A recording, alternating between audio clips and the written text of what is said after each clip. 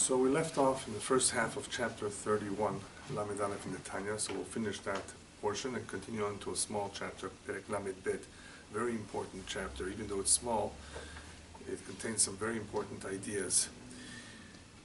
Basically, we left off with the fact that even though it's true that the physical body may be in a very, very low state, when one sees himself throughout his life being challenged, and even though he may gain the upper hand, he still feels bad because he has not transformed himself.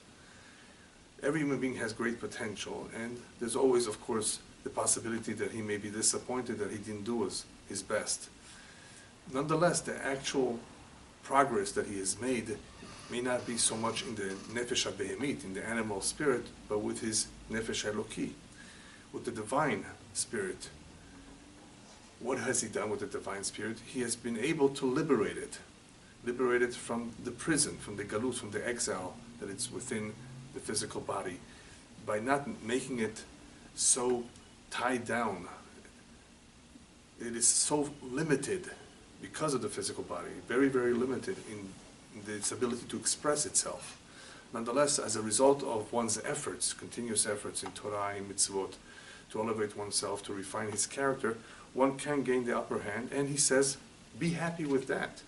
Be happy that you are able to restore that soul clean the way you got it at birth.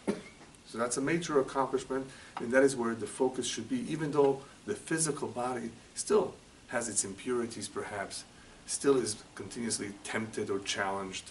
And we feel bad about that. We don't want to be challenged, even if we win. A real tzaddik is not challenged. He has already transformed that physical body into a pure body. Still, be happy that the neshama, hailokit, the divine spirit within you, that is going to be restored, going back to its source, to heaven, will come back hopefully clean the way you received it. So that is called coming out of exile. That is called liberating oneself from the jail, which I guess we can call the body, a form of jail, where one, during his lifetime, is imprisoned in a sense. But all the efforts that he makes liberates him, enables him to grow, enables him to elevate himself, and hopefully, when he leaves this world, he leaves the world with a clean soul. This bechina, this aspect, this form of Avodat Hashem, of service of Hashem, is a very important form of Avodat Hashem. That one continuously does what he can to liberate himself, to liberate his nefesh eloki from the galut, from the exile and the guf. And he says in chapter 31, towards the end, that this type of Avodat Hashem, this type of liberating oneself from the galut, is in a way very similar to Yetziat Mitzrayim, to the redemption, to the exodus from Egypt. Now, what does it say about that redemption? There's some very interesting key words that describe the actual redemption when we left. Paro is told, Ki varach ha'am, that the nation, the Jewish people, ran away. Is that how it's described? Didn't you just let him go? Why say Ki varach ha'am? He was told that they ran away. Well, in reality, he was under impression, they told him, the Jewish people told him, we're only going for a few days, and we're coming right back. We're going to worship our God. But why even describe it as such? Ki varach ha'am. There's no real running away. Paro, after receiving so many makot, so many plagues, he was pretty much convinced that this is the right thing to do. He better let them go. I mean, he would have been forced to send them off, even if he knew in advance that they're going away forever. So why describe the Yetziat Mitzrayim as Ki varach ha'am, that they ran away? So he explains as follows. A very important idea that we must keep in mind is that everything that happens in the spiritual world is, I guess the correct word in English is revealed or shows itself in the physical world as well in some way. In other words, whatever is happening here in some ways is reflected That's the correct word. In the upper world. What is happening there is reflected here. It's a mirror image. Just that is in the spiritual world, and here it is in the physical world. So if there's a barach, if there's a running away, an escape happening down here, on a spiritual level, an escape is happening too. See what I mean? That's why he's going to explain that the words of Kivarach ha'am, the words that are being told to Paro, that this nation ran away, is really a reflection of something on a spiritual level that is happening to the Jewish people. The Shi'abud, the Jewish people were in bondage. This bondage was a spiritual bondage, not only a physical bondage, because their nefesh was in the klipa, their spirit, the divine spirit, was really trapped in the impure shells in Egypt. So therefore, what they are actually going through in the Geulah Mitzrayim is not just being physically liberated, they're also being spiritually liberated. And that spiritual liberation, running away from the kippah, is just that. That's a bricha. That's trying to escape. That's what the nefesh Eloki really wants to do. And that is exactly what is being reflected down here below.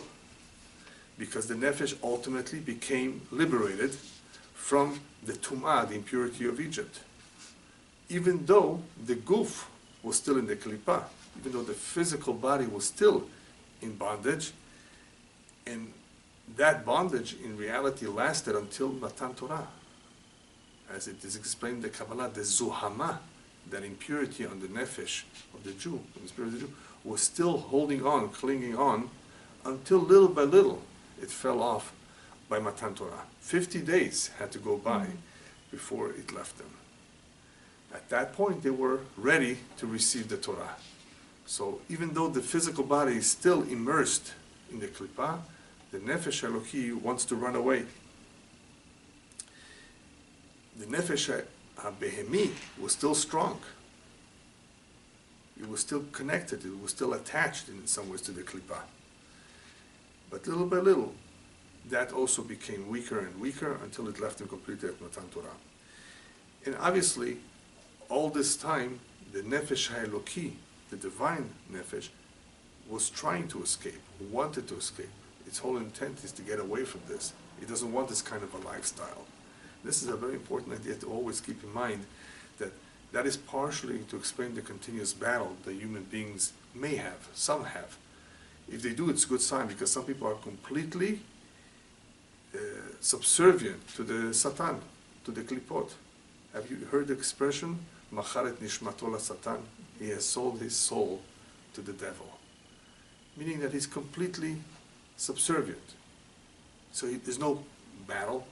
He doesn't have to think about whether he does this or he does that. He's just more inclined to do the wrong thing. People who have at least a battle, who in their subconscious mind, they know that perhaps this is wrong, this is not right. That's a good sign, that's a healthy sign. That the nefesh Eloki, the divine soul in him, is working. It's not completely sleeping. It's not asleep. Even though it is not expressing itself as strong as it could, that's because it's in exile, in galut. But at times, the Kabbalah explains there are times when that nefesh Eloki is more awakened than ever. On Shabbat, for example, on Hagim, during the holidays, when one does a very special mitzvah, all of a sudden he feels a certain kedusha, perhaps, a certain holiness envelop him, and he's all excited and motivated to do something good. There are times when that neshama is awakened. And that awakening can happen because min hashamayim they awaken him. They send him a signal. It's like a pat in the back. Wake up. They shake him up. In all kinds of ways. But we don't want to be shaken up. We want to feel it on our own. And it's a very, very beautiful and powerful feeling when a Jew feels on his own, and even non-Jews feel on their own a certain motivation that's not coming from their nature, their physical nature. Some people are kind by nature, but it's coming from their soul. Deep in the recesses of their soul, an awakening to do something good. And that is a good sign, because either there's less impurities holding him back, or Mishamayim, from heaven, they allowed him, perhaps in some merit of some good deed that he did in the past, that he should feel whatever he is feeling right now. And these feelings actually enable us to grow, to elevate ourselves more and more, and to progress. Unfortunately, when people commit a sin, it has the opposite effect. It takes them back a step. They fall behind. That is why people who fall behind so much, it's harder for them to get up and go back to where they started. In other words, from scratch, as though nothing happened. Sins are very, very detrimental, not just because of our accounts or our reckoning in heaven, in Shamayim. Sins are detrimental because of what they do to us here in this world. And I'm not even talking about repercussions now. I'm talking about spiritually. What they do to the Nefesh Eloki. One actually gives more strength to that Sitra Achara, to the impure forces. You don't want to give them more power than they already have. Whereas when one does mitzvot, when one elevates his soul through the observance of mitzvot, by becoming holier, he is gaining kedusha, giving strength to that side of the kedusha. So this is the way it works. It's a battle. It's a continuous battle, and depending on who we give more power to, who becomes stronger, that's the one that's winning. So here, the Jewish people are leaving Egypt. Not just leaving, they're actually running away because the neshama does not want this. The neshama wants to cling to Hashem. It wants to become closer and closer to Hashem. It's drawn to that. It's divine. It's normal for it to want that. And therefore, as the Zuhama leaves them, as their impurities leave them, it becomes easier for them to appreciate the Torah, to accept it, to say Na'aseh v'nishma, yes, we will do and we will heed. Not only because they were impressed by the miracles, not only because they were convinced that this is the truth, because they heard the voice of Hashem, but also because the neshama at this point has greater clarity. Very, very simple. It understands better what its ultimate purpose in life is. What am I doing here? It's no longer thinking, at least at that moment, about watermelons in Egypt. Later on they complain about, oh, we remember the watermelons. Why talk about food? That's what's on your mind right now. You can see from the entire story, from the entire 40 years, the journey in the desert, the ups and downs of the people. Even though there was, of course, a lot of Erev Rav who caused trouble, the multitudes who joined us, who had other ideas and a different agenda, still, even amongst the Jewish people, there was machloket with Korach, there was division with the Meraglim, with the spies. You see many ups and downs, even with the greatest and the best. All of this is documented to remind us that even the best people can fall, can fail, can become weak. If one is an angel, then he's not around here in this world, he's in the upper world. Here we don't really have angels. We have better people that are almost like angels. But real angels? That world. This world, the physical world, human beings are being constantly challenged. There are some, but not too many, who of course have gained the upper hand, who become righteous tzaddikim, but don't think that they're safe. They're safer than others from the evil inclination, but they still have a continuous battle. Until the day we leave this world, we're always fighting with the Yetzer Hara. So the desire of the nefesh was continuously litvok b'Hashem, to attach itself to Hashem, and he brings down the pasuk as it says, Hashem ozi u'ma'ozi, b'yom tzara, mizgabi u'manusi, v'hu manosli. You see various times how we always turn to Hashem. He is our strength. He is our refuge.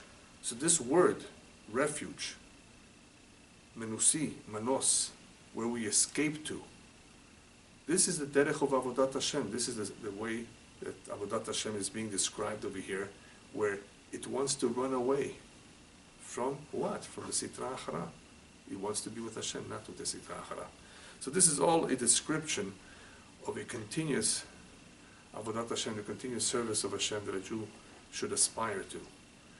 If he wants to accomplish whatever it is that he needs to accomplish, he has to be aware that so long as the neshama is in the guf, it is in the form of a prison.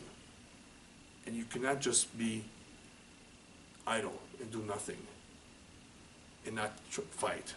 If you don't fight, you lose. That's the way it works. You can't say, well, I'm going to be just quiet. I'm going to mind my own business and not, of course, do any harm to anyone. But I don't want to fight. This is the way I am. This is the way I was born. No, that's not a good thing to say. There are situations at home where husbands and wife have difficulties because they don't want to change. Honey, this is the way I am. Either you accept me the way I am or forget it. No, you can't say that. My way of living.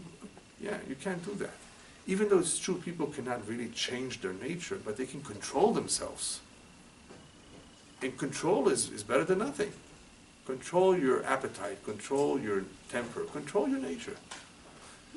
Right? To transform your nature to become something else is very difficult. It's almost impossible. You can, however, form a second nature. That's what habits are all about. A person who's stingy by nature can train himself, teach himself and train himself to become more giving. But believe me, it's still in him. The stinginess is still in him. He's just training himself. Have you ever seen a wild animal that was trained attack his own trainer? Yeah. Why? Because he's wild. Very simple, right? That's it. It can happen to anyone.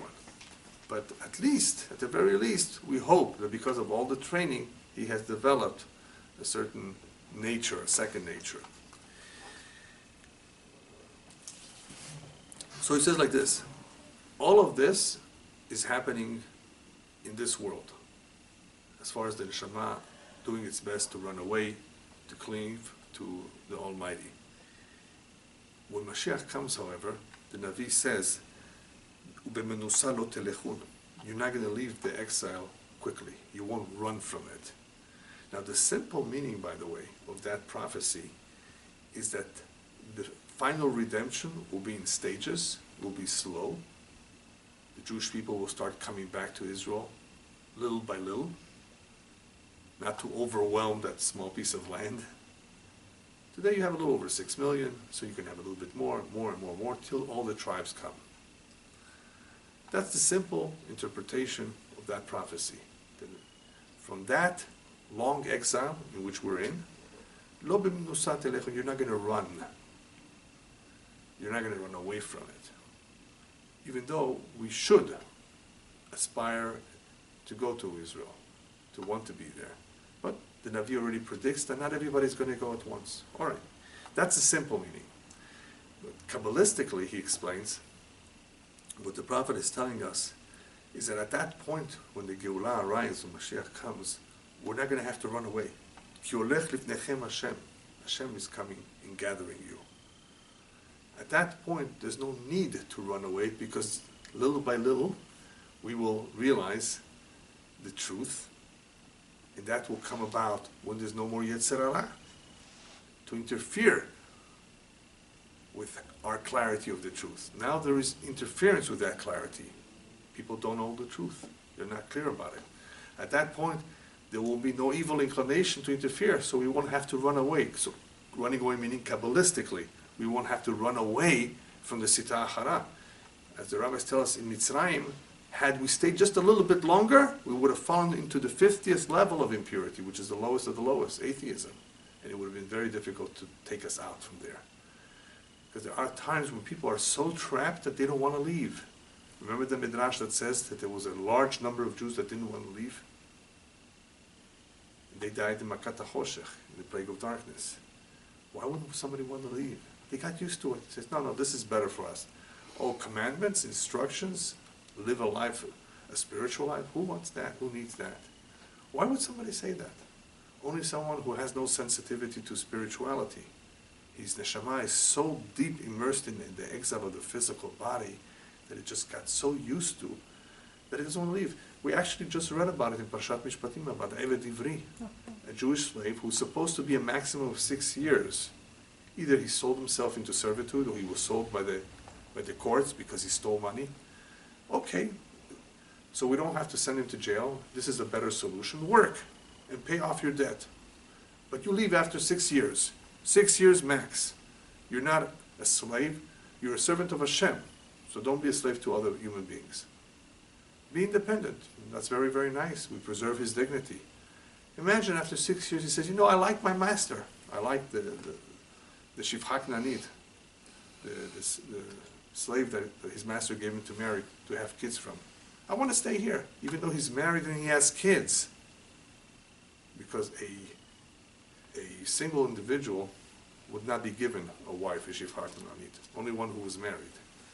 He says, no, I want to stay here. What about your family? What about being a free man? No, I want to stay. So what do they do to him? They perforate his ear, and he remains in slavery until Yovel, until the Jubilee. And it's incredible. Why would somebody want that? The rabbis tell us a very important idea of why people do not seek spirituality in general, and this applies also to why would somebody want this kind of a lifestyle. Avda be'efkerut anihale. A slave prefers, is happy with this kind of a freestyle. How do you call it in English? A very, very unrestrained lifestyle.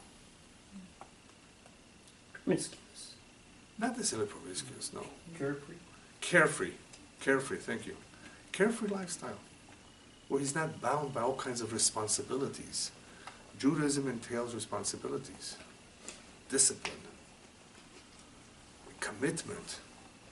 I like this lifestyle, the Ebed says, the slave. You do? That's your mindset? Then you better stay be'avdut, in slavery. Maybe that is the best type of lifestyle for you. If that's what you want, that's what you're drawn to, stay put. But it's still very interesting of why would somebody prefer that? But the answer is very simple. Because the nefesh habehemi, the animal spirit, is very powerful. And if one did not do enough battle with it to get away from it, depending on how much of an appetite he has, depending on his weaknesses, he could really become very immersed in that kind of a lifestyle where he does not want responsibilities. It depends on his upbringing, his education, depends on a lot of things, depends on his neshama, on his soul. But the rabbis are telling us a very important idea here is that yes, a slave, what do you mean a slave? One who's already a slave, one who's already tasted slavery, one who's already a slave to his evil inclination. He's already allowed himself in a carefree way to just go along with the current, not fight it. Well, then you become assimilated to that kind of a lifestyle. And you don't want to run away from it. On the contrary, you want to stay put. So, when Mashiach comes, there won't be a need to run away. Here, in Yetziat Mitzrayim, when we left Egypt, there was this feeling of, we better get out. We want to leave. We don't want this. So he says that the same thing happens here. When one ignores the low status of his nefesh habehemi, he realizes that the animal spirit is low, and he ignores that and just immerses himself in Torah and mitzvot to do his best to release his neshama from the galut, from the exile. This generates or brings about a form of Yetziat Mitzrayim.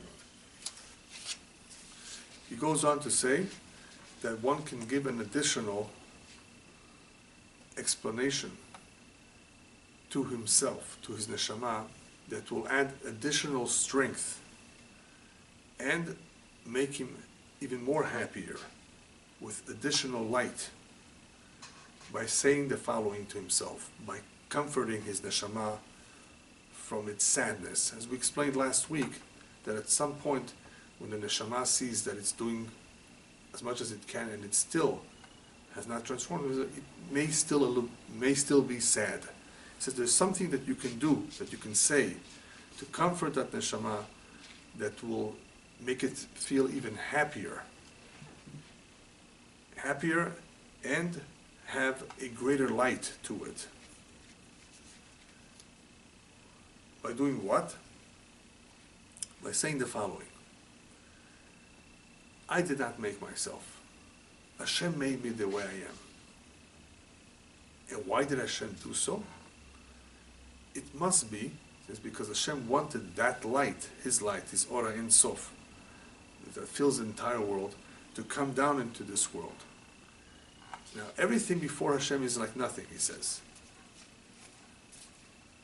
He doesn't really need this. Nonetheless, for reasons that only He knows, He wanted to bring down a part of that light. What's a part of that light? The neshama. Nonetheless, He wanted to bring a part of Himself, part of that neshama, part of that light into this world, and He dressed it up in a mashcha dechibya, as He says in Aramaic, in the skin of the serpent, which, as we explained last time, is symbolic of the whole chet, anachash kadmuni, the sin of the serpent, the sin of Adam and Chava, from the very start, where they rebelled against Hashem as a result of listening to the serpent and not listening to Hashem. So Hashem allowed or wanted a part of that light to come down to this world and dress itself in this form, in the skin of a snake, or in the tipas rucha, in a little drop. It must be that if He wanted to do that, that this yerida is for letzorech aliyah. That this coming down, and it does come down to a very, very low status from where it is intended to elevate it. This is an expression that some of you may have heard in the past, that sometimes one goes down in order for one to be able to go up. Yerida letzorech aliyah. An important idea in Judaism, that when we feel that we've just perhaps failed to get something, even though we did our best, it could very well be that that failure will eventually bring us up, will take us out from our present situation and elevate us to greater heights that we would not have been able to reach had we not had that failure. You know, sometimes because you made a mistake, you actually landed yourself the best job. The original interview that you wanted so much, but you did not succeed in getting the job, somehow, because of that, something happened that made you get the job that you really need. So when we fail, chas v'shalom, when something happens that is not in our control, and there is a regression, I guess we can call it, a setback, that's the better word, we should not feel bad about it, because that setback could ultimately be a blessing in disguise, as they say in English. A yerida, a fall, a coming down, with the ultimate goal of letzorech aliyah, bringing us to a higher level. And what is the goal over here? The goal over here is le'alot, to elevate that nefesh, habehemit, that animal soul, to a higher level, to take it out from the klipa of Noga, from the impure shell of Noga, and dress up all its garments, which is the machshava, dibur, and maaseh, the thought, the speech, and the deed. Dress them up through the garments of the Torah and mitzvot. So when a Jew immerses himself in Torah and observes the mitzvot, he's dressing up all those aspects of his neshama.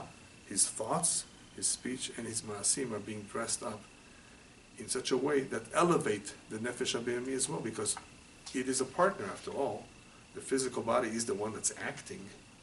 It's not, the neshama is just the captain of the ship, giving the final instructions. But who's actually doing the hard work? The physical body. That is how I explained once the purpose of Tchiyat HaMetim. Why will the dead rise? Why not just go directly to Olam Haba, to the spiritual world to come, which is more spiritual, you don't need to eat. Why get up in our physical bodies, even though it's going to be a much more refined and more spiritual physical body, but it's still a physical body. What do we need Tchiyat HaMetim? It's only going to be anyway till the year 6000. It's a short time. this period, the stage called the resurrection. What do we need that for? So the explanation I gave was because that physical body worked hard. It deserves reward as well. The neshama is rewarded. The neshama is the captain of the ship. The soul is the one that's going to get most of the reward for all that it did. That it did good. But what about the physical body? It worked so hard. It suffered. It was in pain at times. It was killed sometimes because of its beliefs. Hashem says, don't worry, you're going to get rewarded as well. So besides the limited reward in this world that we have, of course, the main reward is not here, it's in the world to come. But that's the reward of the neshama. But the physical body, what about it? Tchiyat HaMetim. It gets up, and if it was paralyzed, or if it was sick, or if it was missing a limb, it's all restored.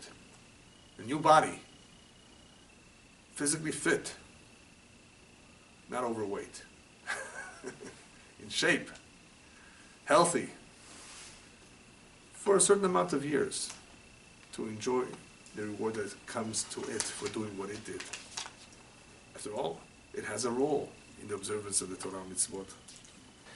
So this elevation of the physical body to a higher state through the machshava, dibur, and maaseh, through its garments of speech, of thought, speech, and deed, is more elaborated on the following chapters, 35, 36, and 37, where he discusses a lot more at length how this happens.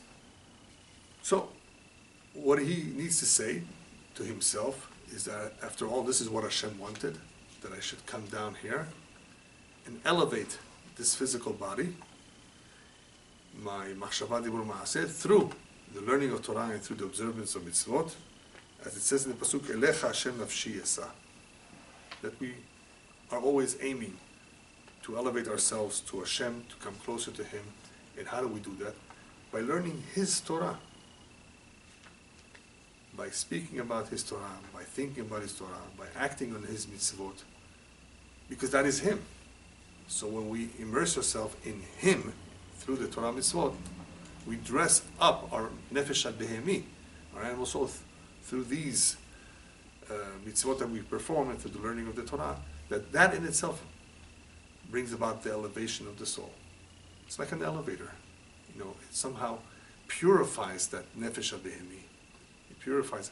And you can even see that purification through the many stories that you may have heard about people who have died, and after many years their body was uncovered, dug up, and was still intact.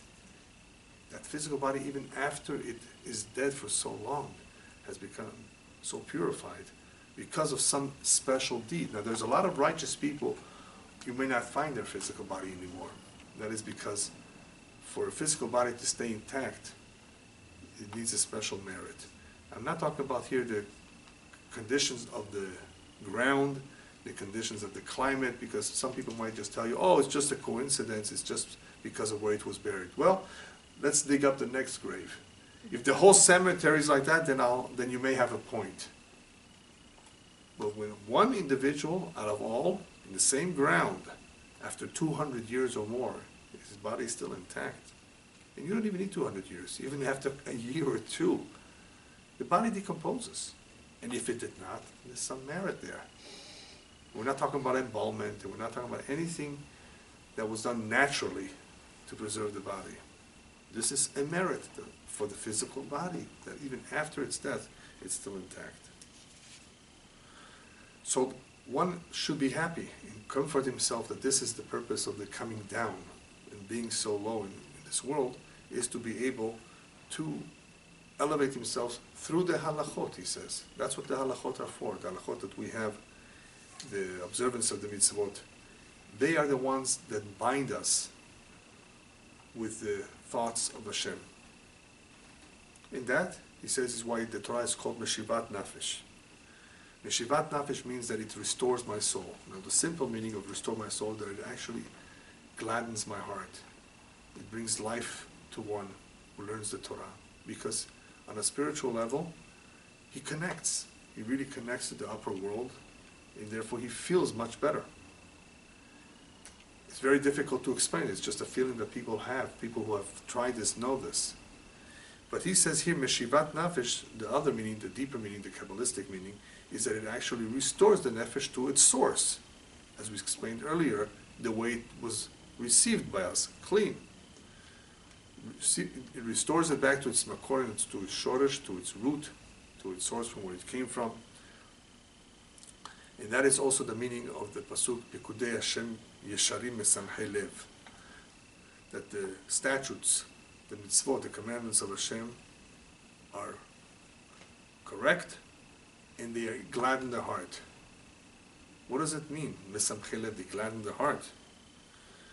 Because if we analyze, if we look closely to what the mitzvot do for us, what the learning of the Torah does for us, we will see that it also helps the nefesh. Even though what we've been saying till now is that he should be happy just with his nefesh Eloki, with his divine nefesh, and not be so upset or sad that his nefesh abehemi is so down and low and could not transform himself. But really, he says, if you really take a closer look at all that you have done, all the shiurei Torah that you've attended, all the Torah that you've learned, all the mitzvot that you continuously observe, you should notice after a while what it does to you, to that nefesh abehemi. Otherwise, where do we get the strength to fight the Yetzer Hara, to fight the evil inclination? When we're being tempted, challenged, and so forth. So he says, if you look closely, you will see how the Torah mitzvot actually help the nefesh. Help the nefesh lit'alot, to grow, to elevate itself.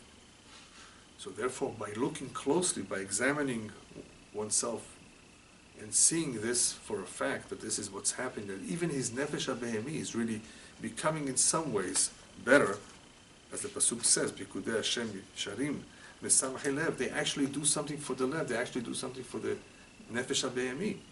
If you look at it and you pay attention to it, you will see that this is actually happening to the nefesh abehemi as well. And this, therefore, will hopefully help remove any leftover atzvut, any leftover sadness that one may still have. This type of teshuvah, this type of introspection, of examining the positive consequences of one's efforts, is part of a very, very serious and healthy teshuvah. Because he will come out of it happier, with a greater light, as he said before, in realizing that even that nefesh abehemi in some ways has grown. It has matured. Which is, of course, the idea that I spoke briefly about in that lecture about an immature world. B'ezras Hashem, it will be uploaded soon. There's a lot of immaturity in the world. A lot of people who are adults who are still immature in their behavior. And this is what the Torah and the mitzvot can do. If one takes it seriously, you could transform even the nefesh abehemi to some extent. Okay, now we're off to chapter 32. So, in realizing what we have just said, that the physical body really takes second place in comparison to the nefesh or to the neshama, Eloki, in realizing that the physical body is a much lower state, and therefore we should not feel bad about it. Whereas the real happiness should be, and our real focus should be in the nefesh Eloki, right? Once we understand where our real focus needs to be, even though we need to, of course, take care of the physical body as well, but once we realize that we cannot perform miracles here, and no matter how hard we try, that nefesh abehemi still remains a nefesh abehemi. Therefore, our focus should only be in what we achieve with the nefesh Eloki, with the divine spirit. Once we understand that this nefesh abehemi is really secondary. Very important to remember. Nefesh abehemi is really secondary. It's not the ikar, it's not the essence of the human being. We have drives. That's from the nefesh abehemi, that's true. But once we realize that this spirit, this animalistic spirit, is really secondary, it's only the suit we wear. The real essence is the neshama elokit. It will be easier for us to fulfill the mitzvah of v'ahavta l'recha kamocha. So now, He's about to tell us a very, very powerful idea. He's going to share with us something that is very, very special. I mean, everything he says is special, but this is very, very key to understanding how it is possible to love another human being, another Jew. How is it possible when naturally the human being is selfish? And here the Torah is telling us, "Ve'ahavta l'reacha," to your fellow Jew. You should love like yourself. How is that possible? He says, if you discount that nefesh habehemi, I'm calling it discount. In other words, you understand that this is secondary, it will be easier for you to be able to love another Jew, mikatan v'agadol, young and old alike. Why? So he says like this, me'achar, as a result of one realizing that his nefesh habehemi, his physical body, his physical soul, is nim'as v'nit'av. In other words, it's despicable. It's not so special. And when it comes to souls, spiritual souls, we don't even have an idea of their greatness, of who is greater and who is less great, because we're talking about souls. Right? And we will realize that all souls come or originate from the same source, from one Hashem, even though there are differences between the souls as well. Those differences are only seen in the lower worlds. In the upper world where they originate, they're all together with Hashem. So even though in this world there's some differences among souls too, we don't know those differences. And he doesn't elaborate this, but I'm going to add a little bit more to what he said. Souls can be different. We all have different missions. They are slightly originating from different parts of the upper world. And it's a little bit of a complicated subject to understand how that works, where the souls originate in one place, but then they somehow become different as they come down. All I will say is that people are not even aware of how great of a soul they may have. There are some very simple people, anashim pshutim, who may have great souls. And there's some great people who don't have. They're great people, rabbis, knowledgeable people, who may not have such a great soul. They have a good soul, of course, but there are different levels of souls. And even the people themselves don't know what kind of a soul they have. The more so we don't know about anybody what kind of a soul they have. But his point is that we have no idea of the souls. Even though there may be some differences amongst them, we don't know. We cannot qualify. What do we qualify? How much is he worth? That's what people ask. How much is he worth? How much money he has? That is how people qualify. In all kinds of ways that are artificial. That's all it is. It's not real. We all come down from the same source. So the body is not important. We just said that. This individual realizes that. The neshamot, we have no clue as to who's bigger. It says, therefore, Israel are called brothers. That's the reason why the Jewish people are called achim, because of the sharing of the same root of the soul. Even though the gufim, even though the gufot, the bodies are mechulakim, are different. People look different. We have 12 tribes. We have Jews that come from Bukhara. We have Jews that come from Europe, from Yemen. So the physical bodies look different. They behave differently, perhaps. They somehow have different customs.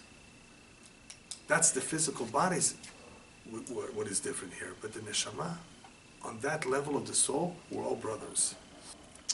All right, so because we are brothers on the level of the soul, in reality, you don't have to create a love or a connection between them because they are intrinsically connected. If they're brothers, they're connected. Where do you have to create love, or in other words, make it happen?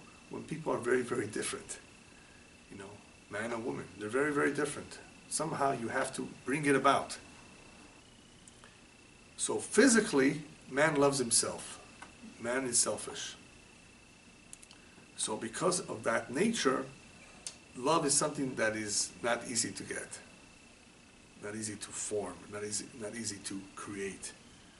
You have to do it. You have to somehow bring it about. On the level of the soul, they're all from the same source. There's no need to really do anything. It exists. Now he says his point. Therefore, based on all that we've just heard, that on the level of the soul, there's a connection, and on the level of the physical body, there's no real connection because you have to make it.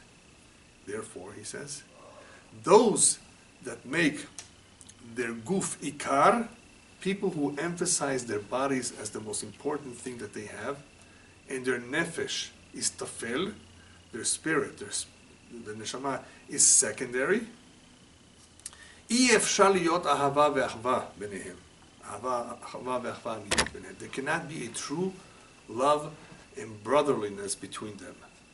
There can only be an ahava shetluya b'davar,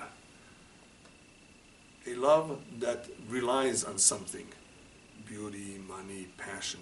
And once those factors that are bringing the two people together, once those factors go away, the passion is gone, the money is gone, then the love will break up.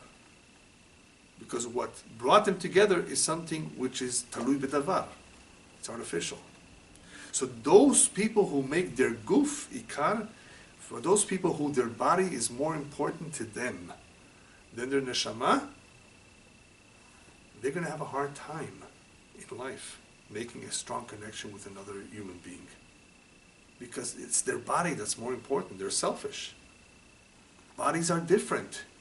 How are you going to make peace? How are you going to reconcile your differences? How are you going to love someone else who's different than you? Remember? Those who make their bodies more important, they treat it with greater importance. They emphasize their bodily needs more. They will have a hard time forming a loving relationship with another human being. As opposed to those whose neshama is more important. Then they don't see the differences so much. Because on the level of the neshama, the soul, there is a certain connection. So you see how this helps? This concept of that the body is not so important or as important as the neshama helps with this mitzvah of v'ahavta l'recha kamocha, on condition that one does not overemphasize his physical body. Because what really separates people is the guf, is that body, is what separates people. What we have seen till now concerning this mitzvah of v'ahavta l'recha kamocha is the importance of this mitzvah. How important it is, of course, to love, to care for another Jew, and what can help us reach that mitzvah. Now, however, he's going to tell us for the rest of the chapter how this mitzvah of v'ahavta l'recha kamocha is really a springboard, keresh kfitza, to be able to observe the entire Torah. This mitzvah of v'ahavta l'recha kamocha, Rabbi Akiva tells us, ze klal gadol b'Torah, which means it's an important principle. It means that through this mitzvah, if you fulfill it properly, this can help you fulfill all the Torah. In order to understand this, I'll just recall the famous story with Hillel. Hillel was once approached by an individual who wanted to convert. He says, Rabbi, I want to convert to Judaism, but on one condition, that you teach me the entire Torah while I'm standing on one foot. Remember the story? Shammai, when he was approached by that same individual, basically threw him out. He says, get lost. I can't do that. What are you, serious? Hillel was a very patient individual. He says, yes, I can help you. I'll teach you the whole Torah while standing on one foot. Ve'ahavta l'recha kamocha. Love thy fellow Jew as you love thyself. That's the entire Torah. The rest is just commentaries. Mm-hmm. All the other mitzvot are just commentaries on how to fulfill this one mitzvah. You take care of this, you do it right, you fulfill the entire Torah. This, however, can be understood as a springboard towards observance of all the mitzvot ben adam lechavero, between man and man. But how does Ve'afta L'recha Kamocha help one fulfill the mitzvot ben adam lamakom? For example, putting on tefillin, keeping Shabbat. Understand the question? We can understand how this one mitzvah is a springboard. It is. It's very helpful. You do this, you're really going to not have a hard time with many mitzvot. You'll be able to take care of your friend. Many of the mitzvot ben adam l'chavro is not to cheat, not to steal, not to lie to him, not to abuse him, to help him in this time of need. All of this will come easy or easier if one understands the importance of Ve'afta L'recha Kamocha, love thy fellow Jew as thyself. But what about mitzvot ben adam lamakom? The mitzvot between us and Hashem. So he explains like this. What Hillel really said is really fundamental for the entire Torah, not just between Adam lechavro, between a Jew and his fellow Jew. No. Why? Because fundamentally, what the Torah really does for us is it elevates the nefesh. Over what? Over the guf. The Torah, by learning the Torah, by observing the mitzvot, it has that power to elevate, to give strength to the nefesh over the physical body. And it elevates it step by step. Until he says, Ad ikara shoshab de kol almin, until the root of the whole, of all the worlds, in other words, until Hashem. It is able to elevate this soul until the highest, up to the highest levels possible. And to draw the Or and Sof, the light of Hashem, the Knesset Israel. This idea of drawing the light on Knesset Israel is more explained in chapter 41. But he says that the Torah has great abilities of what it does for the nefesh. Amongst them is not only to elevate it, but to draw that infinite light on Knesset Israel, on the Jewish people. What that means on the Makor, on the source of all the souls of Israel, on condition, of course, that they are together. For them to be together, because if they're not together, if the Jewish people are not together, then the Shekhinah does not want to reside in a place that is defective, in a place that is lacking. When there's no unity, it's definitely something that will not bring about the Shekhinah to want to be there. When there is unity, the rabbis tell us, even if they are sinful, God forbid, Hashem says, I overlook that for a moment. There's unity. I will forgive them. I'm with them. Many such examples of how, because they were united, they won battles, even though they were still worshiping idols. When there was slander amongst them, divisiveness, even though they were religious and observant, they didn't always win battles. This is the difference in the period in history between David HaMelech and Achav. David HaMelech, David the king, was a righteous man. He didn't win. Not all the battles were won. There were problems amongst the Jews, Lashon Hara being one of them. But here, Achav, Oved Avodah Zarah, worshipping idols, they won battles because there was unity amongst them. So this light can be drawn on the Jewish people for them to be together.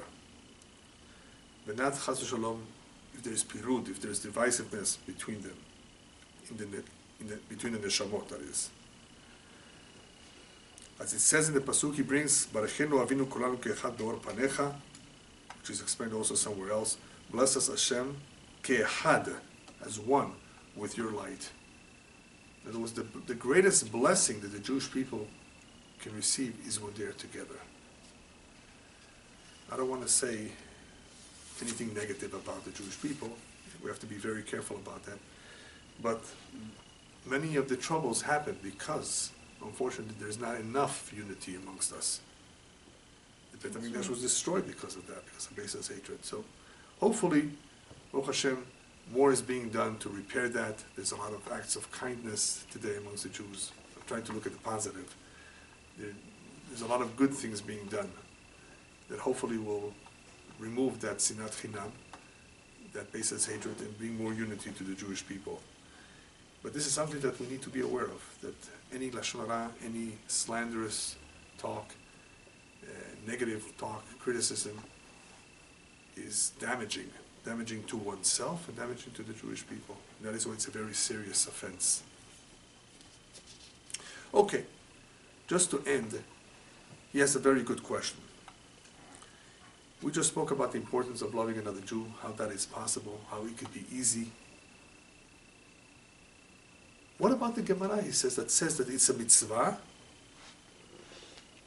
to, if somebody sees, the Gemara says if somebody sees his friend commit a sin, it's a mitzvah to hate him and to tell his rabbi to hate him. Isn't this just the opposite of what we just discussed? So he says that Gemara is only talking about Chavero b'Torah mitzvot. He's a Jew just like him, religious, learns Torah, observes mitzvot. And even so, even though he's aware of his avon, of his sin, he still does it. That's very serious. Someone is aware that what he's doing is completely wrong, and he still does it, especially, this is an important point, after he was told and he was rebuked, where his other friend told him off, he fulfilled the commandment to rebuke him. And it says amitecha in the pasuk. Amitecha means the one who's with you in Torah mitzvot, one who's religious just like you, one over whom you have influence. You're somewhat close to him. And still, he did not change his ways. That is a serious offense. To do so willingly, after he's been told off, rebuked, one who's aware. Only that one did the Gemara say it's a mitzvah to hate. But it's not done with that yet. It says someone who you're not so close with, you don't have so much influence over, someone who may not be knowledgeable, he's ignorant, he doesn't know that what he's doing is something wrong. And there's no danger that you may learn from him, because you don't really have a connection to him. He's not close to you. He's not a family member. For these individuals, follow what Hillel HaZaken said. Haveh mitamidav shel Aaron. Be like the students of Aaron, of that school of thought. Ohev shalom, ohev et habriot u'mekarvan Torah. You should always love and pursue peace. Love people. Briot, it says, love human beings and do your best to bring them close to Torah. Because even those who are far from Hashem and from the Torah, he says they're still called Briot, they're still called His creatures. You have to have feelings for human beings. They're all created in the image of Hashem. They're creatures of Hashem. These people who don't know any better, tzarich lemoshchan be'avotot ahava, it says you have to pull them with ropes of love. And maybe, hopefully, when you do your best, you'll be able to inspire them at some point in life. Maybe at some point, maybe not now, maybe later on. You'll be able to bring them close to Torah. What happens if you did not succeed? You still did not lose on the mitzvah of Naftal Lecha Kamocha. At least you did your best. At least you showed them your love and care. These people who don't know any better, you're not allowed to hate. On the contrary, you have to love and try your best to draw them. Now he goes back to the other ones. And even those that are close to you, that you rebuked and they did not repent, that we said earlier that it's a mitzvah to hate, you should still love them too. But wait a minute, how could you hate and love at the same time? Hate that which is bad in them and love that which is good in them. Hate their deeds, their bad deeds, and love the fact that they have a divine spark in them. Okay, that's more easily said than done. The question is, how do you actually deal with them? Let's say he asks you for a favor. We just said you have to hate him. So even though we're saying that hate the bad in them and love the good in them, how do you, lema'aseh, in reality, deal with them? You understand the question? How do you go about, living with them? Do you help them out? Do you say anything nice to them? If you're going to hate them, in other words, what do you do? How do you go about it? So he explains like this. one has to awaken pity on them. Feel bad for them. Because their nefesh right now is in exile, in the Sitra Achara. When one awakens in himself the midah of rahmanut, of compassion and pity, that midah of rahmanut will awaken love as well over them. As the pasuk says, "Ve'Yaakov," as the pasuk says, "LeYaakov asher pada et Avraham." There's a verse like that that says that Yaakov redeems Avraham. How does Yaakov redeem Avraham? Avraham represents love. Yaakov represents rachamim. When we want the love of Avraham to be revealed, we sometimes need to use rachamim to awaken that love. So in the same way that rachamim awakens the love of Avraham, in the same way our rachamim, our compassion, has the ability to awaken the love that we should have over him as well. All right, so what he's saying is that for the most part, most human beings, we should really care about. We should find a way to love them by feeling bad for them. But what about David HaMelech? What he said. David HaMelech has expressed utter hatred towards some individuals. As he says, Tachlit sin'as enetim. I hate them with complete and utter hatred. So what about him? Utter hatred means no love whatsoever. So what about him? So he says, that is an exception. That's talking about the heretics. That's talking about the kofrim, that bikorsum, who don't want to have anything to do with Hashem. They're very, very few. The vast majority of people really don't know any better. When you're talking about an apikores, a heretic, you're talking about somebody that knows the Torah and still refuses to live by it and works against it. Very few people like that. There are individuals in the past who unfortunately exemplified this kind of behavior, and it is them that David HaMelech is saying, be careful with them, I hate them, they're the enemies of Hashem. Them you can of course hate and stay away from. Otherwise, anyone else who is pretty much a tinok shnishba, perhaps, like a little child who's kidnapped, who doesn't know any better, who's ignorant, doesn't realize that what he's doing is wrong, it's a mitzvah to love and not to hate. Simply because of the mitzvah, includes just about everybody else as well.